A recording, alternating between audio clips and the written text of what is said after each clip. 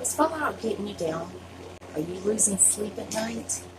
Does everybody always stare at you when you're in the grocery store? Do you always look tired? I have ways for you to beat that.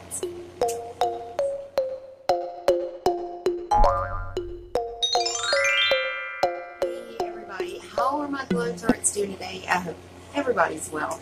For those of you that are new, my name is Mandy and welcome to the video. Alright guys, so what to do about that pesky fallout?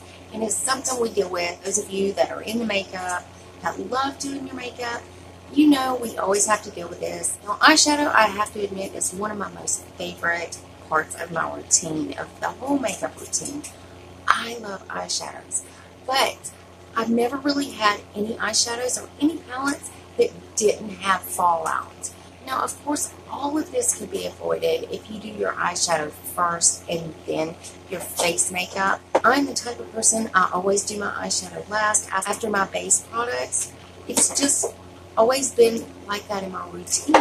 And believe me, I've tried to do my eyeshadow first. And it's like I turned 2 years old again. It's like trying to understand Einstein's theories. Cannot do it. And it's like I go back to start whenever I try to do it. It's like I can't even figure out what I'm doing.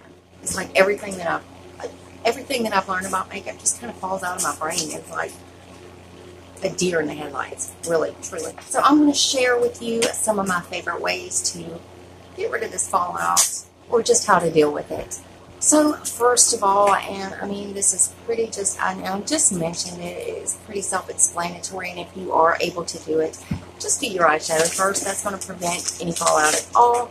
You could do your base makeup afterwards. Now the second thing that I love doing, and personally this is my favorite way, and this is the way most of the time that I do it. What I'll do is I'll lay down a very heavy amount of setting powder up under my eyes. It's basically like rebaking, but you kind of put it and lay it like however you want your eyeshadow shaped. It's kind of like using the tape thing, but with the setting powder. And this is the way that has been working for me for I don't know how long. I learned this from Jaclyn Hill, and ever since I seen her do it, this is the process I've been using, and it works great. Now, you can do it with a very light amount of the setting powder. I feel like the darker the eyeshadow, the heavier the amount of powder that you need to lay down. Now, number 3, and these are times when I just don't have time to lay down the bake. If any fallout does occur, what I'll do is I will take one of my powder brushes and I will dip it into a setting powder. Just a little bit of amount is fine, and just dust it away.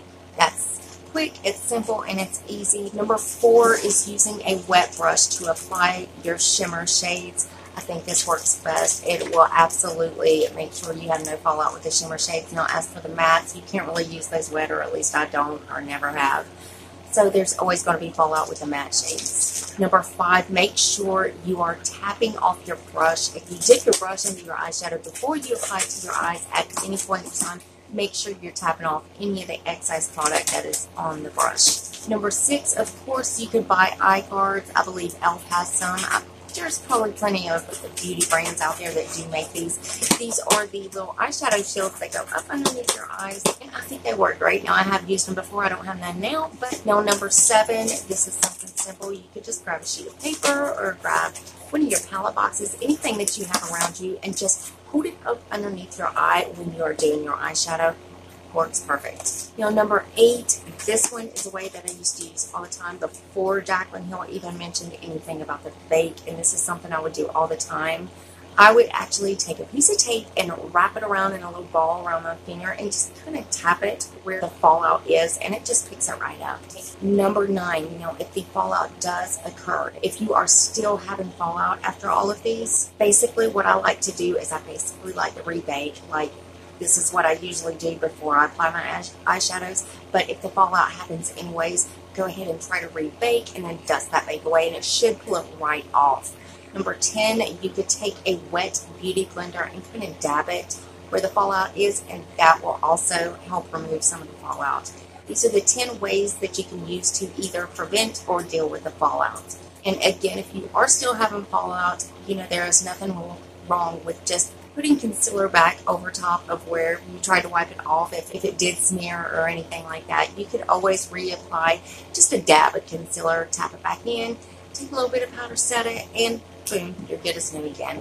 Just make sure you don't apply a lot of the concealer back underneath there so it don't look so cakey. I would just dot it on the spots where it is smeared.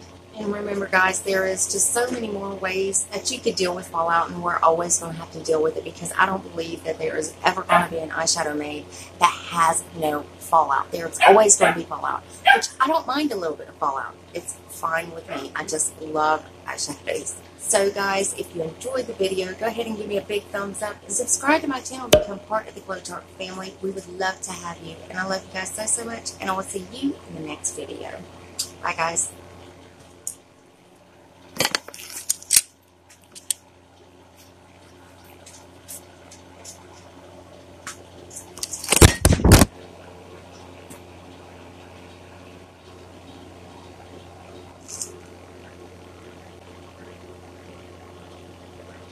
This month, and I don't know what I've done with the card, but I did like this month that they sent a card with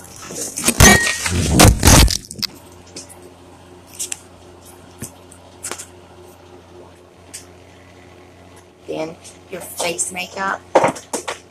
I'm the type of person routine, and